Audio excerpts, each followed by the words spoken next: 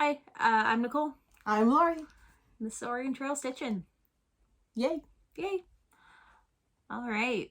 So, happy February 2nd.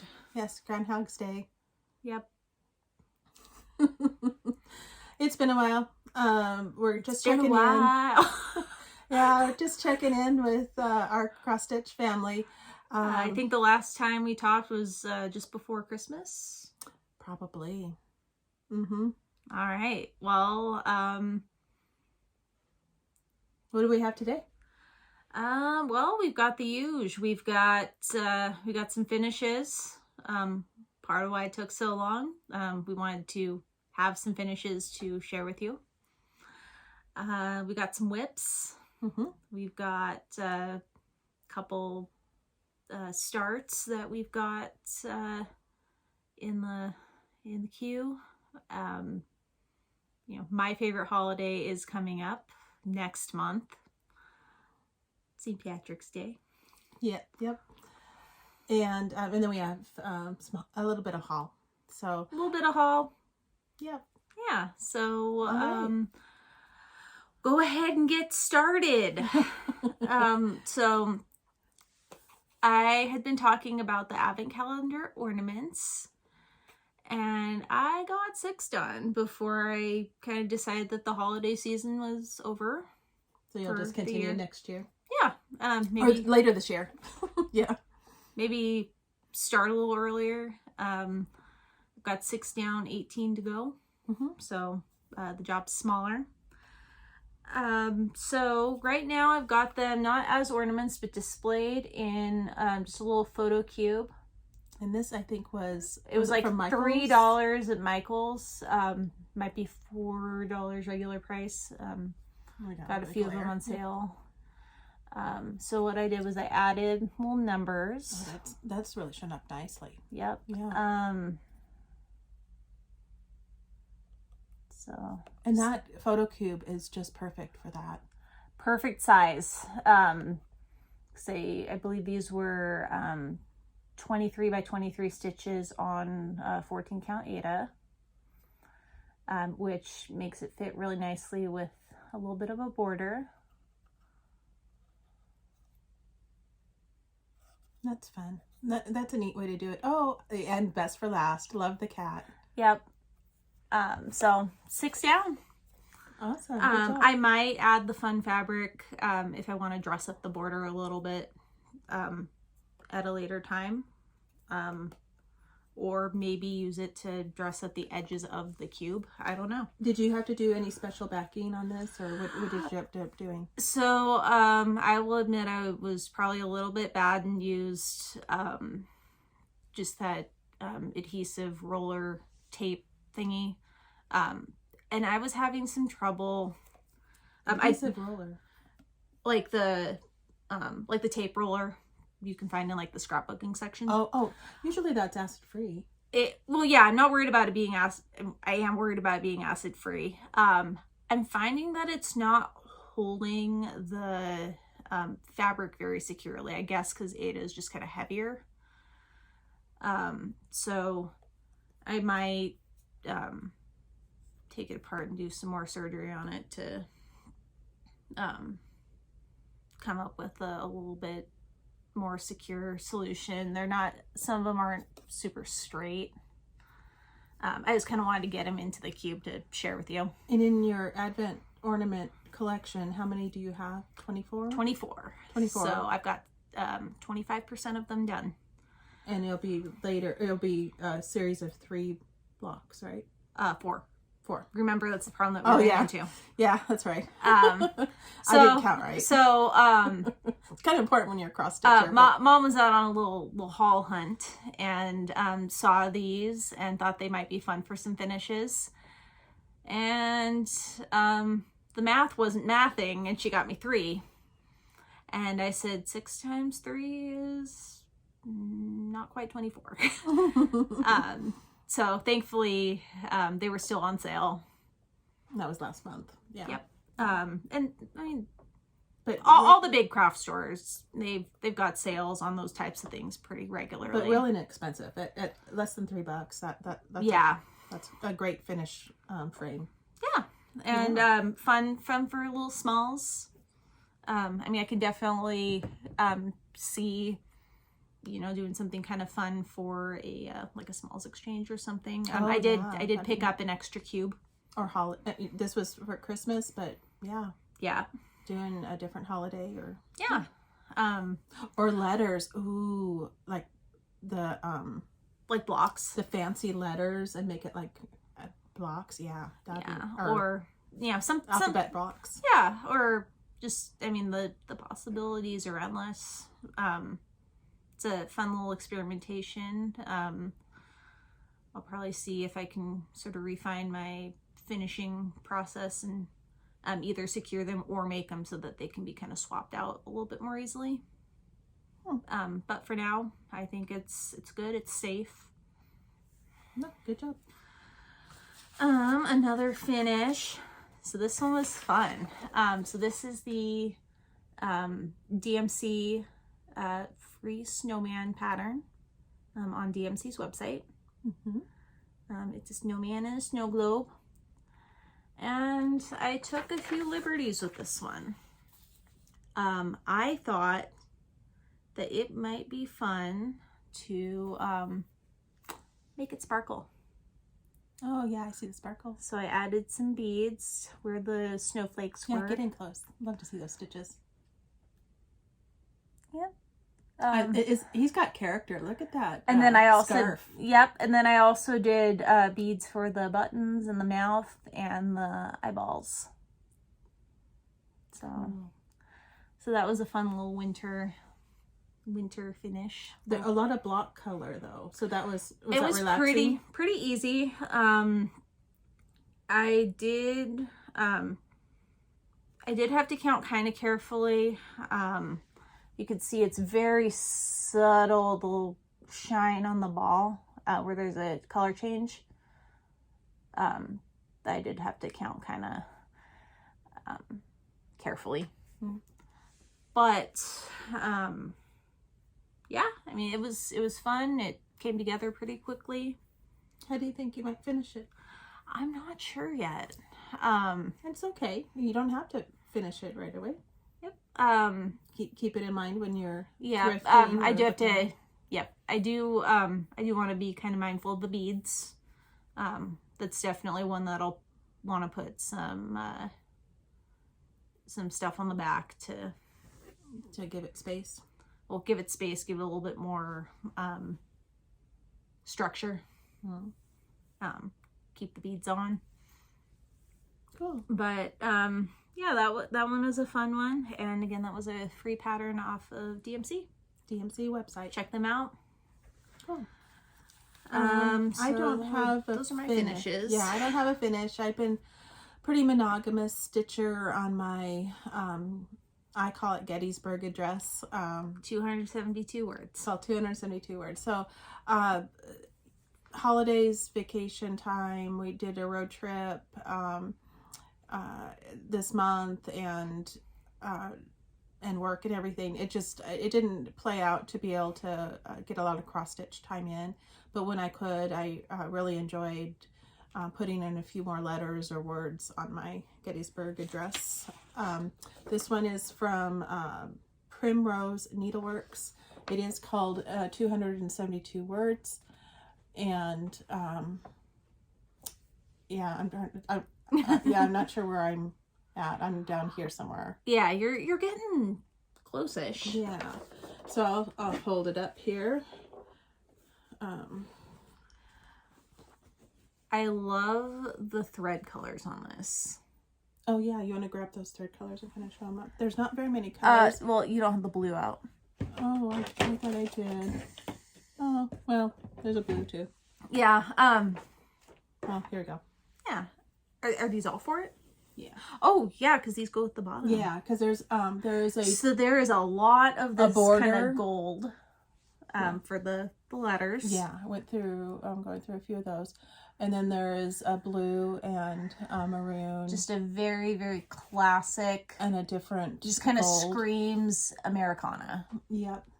And I was telling Mom earlier, if a change that I might make if I was to try this one, is to kind of highlight the bigger letters, maybe alternating the blue and the red, make it kind of like an illuminated manuscript.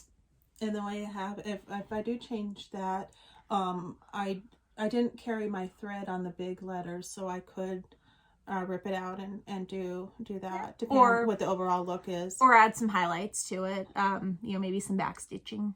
I didn't finish the borders. I kind of left them open because with this particular fabric, it's not linen, it's a cotton toweling.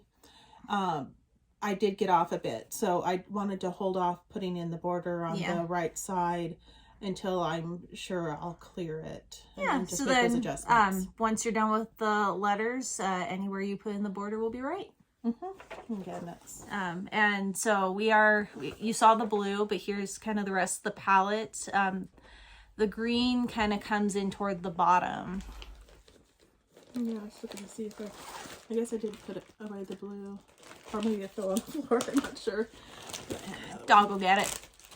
I'm using all DMC on this too. Yeah. The consistency. So this is that gorgeous red and that gorgeous blue that are maybe two of my new favorites. DMC 803 and DMC 221. Yeah. So I do anticipate doing some more patriotic or, like you said, Americana type between now and the 250th is coming up next year. Anniversary celebration. Anniversary. So yeah, so I figured this might be kind of popular, or ones like it. I do believe semi-quincentennial. I do believe Pam and Steph from Just Keep Stitching, Pam has started on it. I don't know if it's a stitch along, but I think other people may join in too, and maybe on their own. I mean, if you've got two people doing the same thing, it's basically a stitch along. Or at least a start along. Those are fun too. And this pattern I did pick up at 123stitch.com. So my wish list on that site. Yeah, I started at our first retreat. This is the project. That was the one that started. Along with a couple other things, but this one, yeah, just that repetition, no color changes, essentially. Really pretty colors to work with too, because sometimes that's what keeps you going, is working with fun colors. Because I know, like on the snowman, once I got to that base there with the bright orange, it just made the whole thing pop. So, and you have a whip as well? I've got a couple whips. Oh yes, I've got a couple whips. Okay. So I think this is one that you picked up for me. Yeah, this one was Goodwill. I think it was at a Goodwill or equivalent It's thrift shop. Early 2000s Dimensions kit.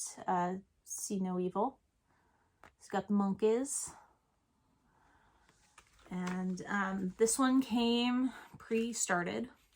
I decided to frog the whole thing and start anew. It wasn't very far along. It wasn't very far along, but I decided it's one of those where you start with two very similar colors. You're not quite sure where they were at.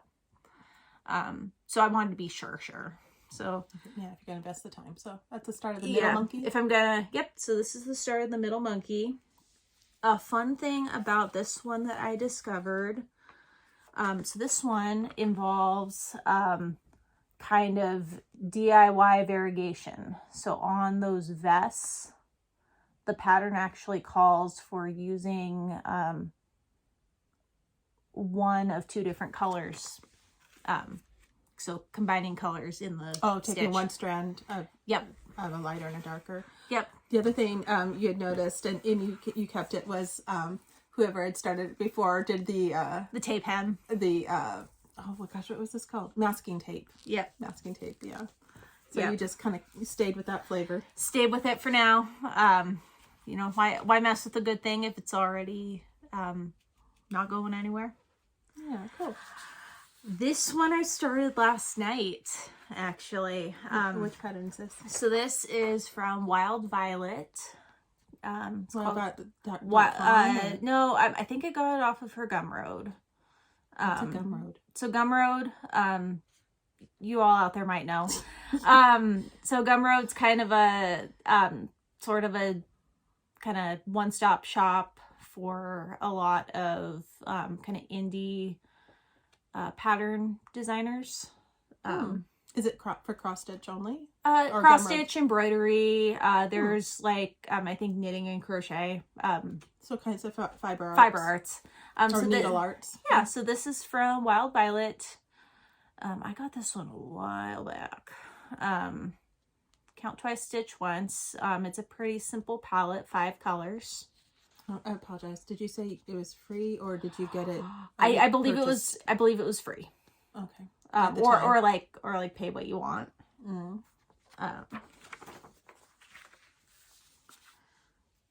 And this is how far I've gotten so far. So I've gotten the count twice. It's actually turning out a little smaller than I had thought. This is just kind of a scrap Veda. So it's a good way to use a scrap. So I'm almost done with the purpley red floss. Now, I noticed you didn't do as much border. How do you think you might be finishing it? Not sure yet. You still have maybe a 1/4 inch to yeah. fold over or something. Well, and I mean, I realized as I got into the end of twice, I probably could have left a little bit more border. I was lazy. I left my marker downstairs. You know, I mean, next to me is something. No, it's not cross stitch, but I was at a. This thing is so craft, cute. Well, a craft gift type show or something, and a gal. It's a hot dog. She made bags, and what she did is had an embroidered panel. So I'm thinking, like, if you, not that I'm making a bag, but you know, you need what, a 1/4 inch or something, you know, for a seam allowance. So whatever you incorporated in, well, and we could do it, you know, could do it. And into you a pillow. could even, Or I mean, you don't even necessarily have to make a bag. You could totally like thrift a bag. And dress it up. Yeah, maybe so. Yeah. So that those are my 2 whips. I mean, I've got more whips. But, yeah, so do I. But I haven't worked on any. Yeah, some of them I'm others saving this for a little bit further along in the year. You know, as we get into spring, I've got a few on my radar. Okay. All right. What's next? Well, I think we're both kind of on the same vein for our next plans. Plans? Plans. Okay. So I'm gonna start soon a St. Patrick's Day sampler. This one came out of Create and Decorate magazine from March-April 2014. Okay. It is, as you can see, 4 colors. So pretty simple palette. And what, in case someone can't read it very well, what does it say? It says, "May your day be touched by a bit of Irish luck, brightened by a song in your heart, and warmed by the smiles of the people you love." That's so nice. Yeah. Yes, definitely in honor of Grandma. She had 2 birthdays, and there's probably other Irish folks out there that you have. You have your birthday, and then you have your Irish birthday, which is, of course, St. Patrick's Day. Yes. So it does have a special place in our heart. Yeah. Plans. Oh, yeah. Wait, I made you a bag. Oh, yes. Again, this is I'm dumping supplies on the floor. We chose the same bag to hold this project. Absolutely. The pattern, and we've mentioned it before, I'm using the YouTube channel pattern from Elizabeth Ann Can Stitch. Yes. And the tutorial is wonderful. It's simple. You know, you just got to cut your pieces and have the supplies. But yeah. But yeah, it's, we do like, and so a lot of people have talked about, or people have mentioned, when we do the vinyl cover in the bag, that if you have any photocopied or printed material that gets up against here, it will cause it to adhere and stain. Which, like, if you've ever used a sheet protector and like left it in the sun. So that's what we're doing. If there's a bag or a sheet protector, then we're putting that in here to protect that from happening. Well, and I mean, it's pretty easy for me, natural for me, because my current filing system involves sheet protectors. Yeah, so then that makes it easy. Yeah. Without showing the pattern. You've got a good one. Yeah, this one is from I might need to try this one. I think this is from a magazine. I had picked it up on eBay from somebody who I think was selling like pages out of a book. So anyway, this is the one I've chosen. I really like the colors used in the variegation in the shamrocks. Yes. And this one says, "May the most you wish for be the least you get. May the best times you've ever had be the worst you will ever see." And it's an old Celtic blessing. Yeah. So anyway, so that's what I would like to start. But probably as an aside. Yeah. My other projects. Because February is gonna fly by. I still am working on a Crater Lake. I'm not showing it today, but a Crater Lake, a smaller version of that. Also, the Don't Drop the Potato from Dirty Annie's, and our first retreat. Start. Yeah. So I do have those some. Are all I'll on share the back burner. When I get a little bit more done on them. I'll share the progress. Yeah, I'm still working on Sheepy. Cool. Wandering Sheep, which I believe is Lindy Stitches. Cool. I wonder if I need to make our lighting a little lighter. What do you think? It's kind of getting. It's Here, we're still in the time of the year when it gets dark early. I don't think it's going brighter.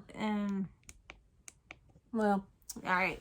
Well, we'll only be a few more minutes here. Yep. Okay. So, little thrifty hack here. This is how I organized my floss for Monkey. You made your own out of. I made my own out of a box. A box of shells. My favorite pasta. Oh, good job. Yeah. So I needed something to kind of quickly organize my thrifted floss. Actually, I guess I could go that way. Yep. And it's doing its job. Wonderful. Didn't need something super permanent. So for those kind of one-time use kits, I have okay. All right, some thrifty things. I'm always looking for, at this time in my sewing or cross stitching, is thrifty, affordable, cheap fabric. But I've been able to find linen, and I've described before, or we have described before, that we look at garage sales and estate sales, thrift shops for linen napkins, tablecloths. Yeah. So if you have an IKEA near you, this is the IKEA number, and they have linen napkins that are 14 by 14. I suppose if you didn't want the natural look, you could dye it yourself. Yeah. Yeah. I think we kind of figured out, did we figure out we're maybe at 28 count for this? Yeah. Approximately. Another one I was looking on, and I'm not trying to discount the use of the linen dyers and designers. It's just at this time out of my price range. So for those of you that are looking for an alternative and be able to try using linen, this is just some ideas. Make it a little bit more accessible to... Yeah, because their craft is doing those beautiful colors and designs for you. This is just plain Jane. So another one is online. There's a company called Fingercraft, and I was able to pick up a set of 6 of 20 by 20 natural linen napkins. So give you an idea again, this is 20 by 20. So if you're just playing around, not worried about designer colors and so forth, I think again it's about in that 28 count ish range. If you can see the quality there. I mean, it's a linen napkin. Yeah, so. But it kind of makes that that entry point a little bit more accessible if you want to try out different fabrics without investing a lot of money. Definitely. So my thrifty find kind of comes with a rescue story. Okay. So I had gone to one of our local thrift stores to treasure hunt, and I found some kind of an even weave fabric. When I opened it up to... it was this one, right? I'm showing it off in a bit. So when I folded it up, because I thought I was getting like 1 or 2 pieces of just plain fabric. I was getting ready to do a laundry load to... it was already, it was still folded?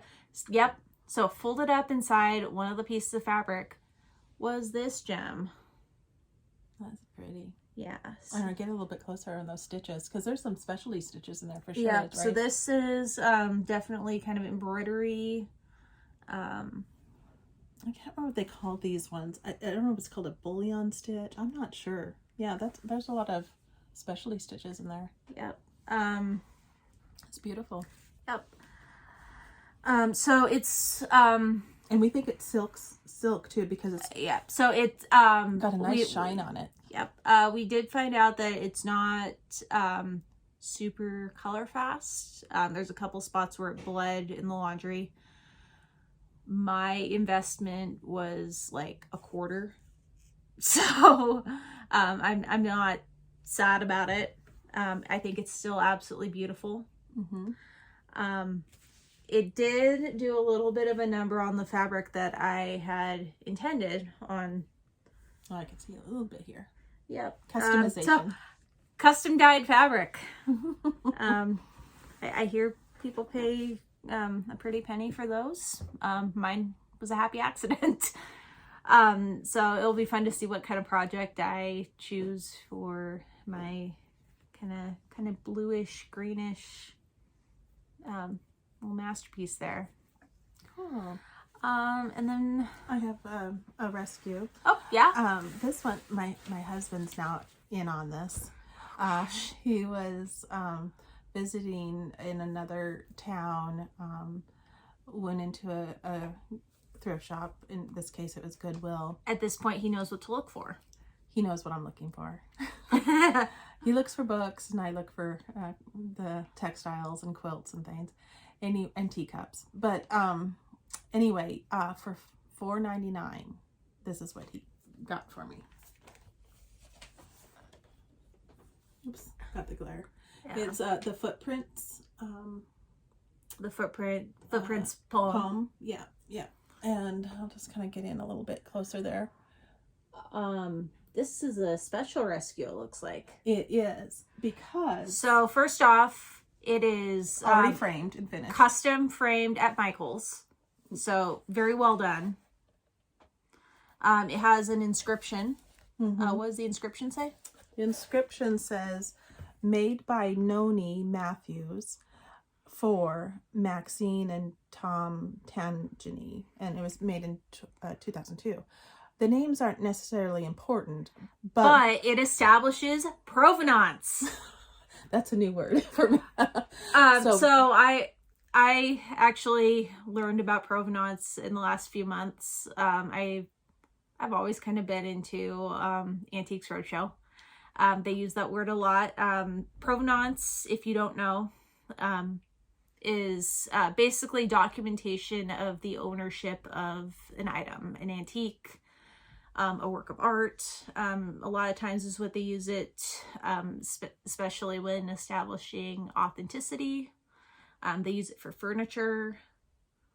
And having that provenance, not that we are at all concerned with value of items. Yeah, it's not an investment. It's an emotional value for us. Yeah, and another thing that they say a lot is don't buy antiques as investment pieces. Buy them because they make you happy. Mm-hmm, mm-hmm. So, and this isn't necessarily an antique. But we have a cool story behind it. Yeah, so there are different versions of or patterns out there for footprints. This one is in the early 1990s, I believe. The pattern design. The pattern design. Looks like it was actually stitched in 2002. Mm-hmm. Mm-hmm. She. So this is, please, just like quilters will say, please sign your work in some way, initials, some way, provenance, so that for your family, for your friends, for those who find it in a thrift store, can get some dating on it, can get some idea of the person who created it. Just because it's kind of cool to know the history of. So what I was able to do with this is based on the names, because it was, I couldn't really make out the stitcher's name exactly, because the way it was signed, I didn't know it said Noni. But because she had a first and last name for the recipients of her work, and in the general area that I was looking, I was able to look on the internet. Unfortunately, one of the recipients has passed, but had an obituary. And from that, I could figure out, just kind of like this, CSI kind of thing, figure out the actual name of the person who signed it. Doing somebody else's genealogy. And then I found her obituary. So, of the maker of this. So, Noni was known as Vernonia, and she lived in the Oregon area, and her obituary just is lovely. I just wanted to mention something that was in her obituary. So somebody who wrote this for her included that Noni loved making ceramics and even had a kiln in her garage. She made numerous Christmas trees for family members over the years, and Noni made many counted cross-stitch pictures and needlepoint pictures. And she also loved to knit. One of us. Yeah, so that was in her obituary. So we feel like we got to know her, what her likes were, the subject matter, that she cared so much as to make a cross stitch and finish the work and give it to her loving friends. So, and she's got the whole obituary. She had quite the life. And even that's, having that that kind of paper trail, so you can just share. Dig deep into some of these stories, and you feel kind of connected, even though you're absolutely strangers. Absolutely. So if you don't initial and date your work, if it's finished work, at least slip a note in there or something. Yes. Who made it, who you gave it to, what was the occasion, what was the year. Just any information at all. Yeah. Is just tuck a little note behind the frame so that somebody finds it later. Yeah. So anyway, I know there's others out there that rescue items too, and you may do the same thing. If I'm at an estate sale or garage sale, I'll ask about the piece. I'll, did you make this? Or I'll get a story about a grandmother that made it or something like that. So anyway, just putting a thought out there to make sure you know your work. So yeah. So I did a little splurge. Picked up. Yeah, magazines aren't a couple bucks anymore. No, this one $10 was or more. $9. So I was on a grocery shopping trip. I did buy groceries. I also bought the latest issue of Just Cross Stitch. And this is winter? It says display until February 10th. So yeah, it's still available. Winter. Yeah. It was still there when I went a couple days ago. Okay. So I was kind of leafing through it at the store. What caught your eye? Trying to find the one that caught my eye. There's a lot of winter patterns. I thought this latte art one was kind of cool. Oh, it's like cups with, can you get a little closer? Little, so the latte art is winter That's fun. themed. That's a neat idea. This one is a barn. Yeah, I love barns. And a winter barn. Yeah, a little winter like barn. And it has lots of winter, couple of Valentine's Day projects. This also kind of, it's a little intro to antique and reproduction samplers, a little bit about them. I mean, a lot of you out there are probably already kind of in the know about the reproductions. The history behind antique samplers.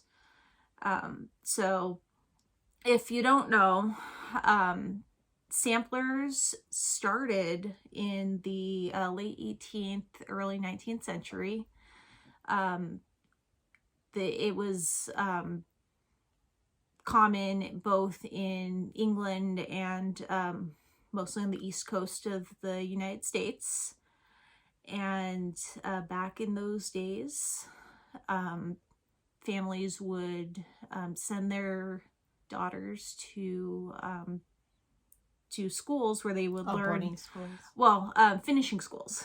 So they would learn arts and crafts such as painting, china painting, pottery, and embroidery. And there were specific patterns that their teachers would have them stitch. So they'd draw out the pattern, and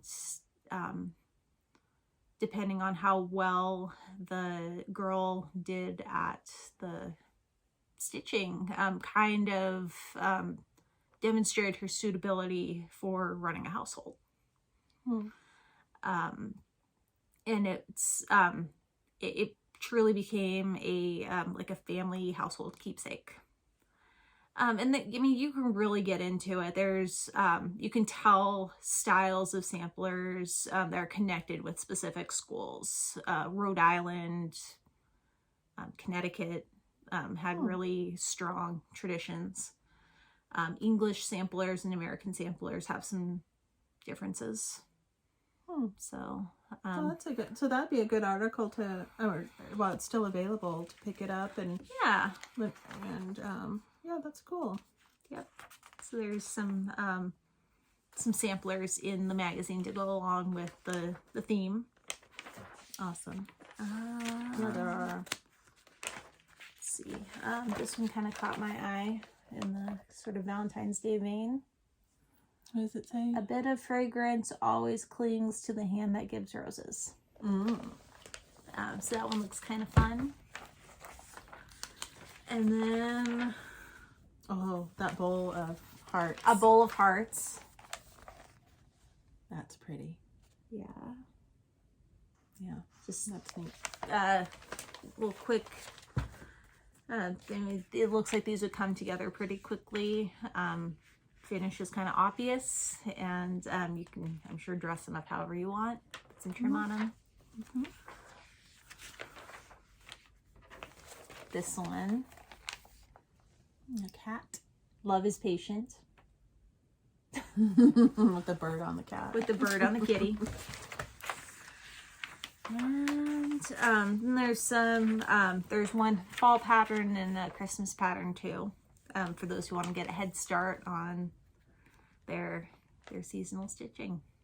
Wonderful. So that's a little run through of the latest issue of Just Cross Stitch. Excellent. Yeah, and now I know our local Safeway carries it, and Awesome. I'll probably be on the regular lookout.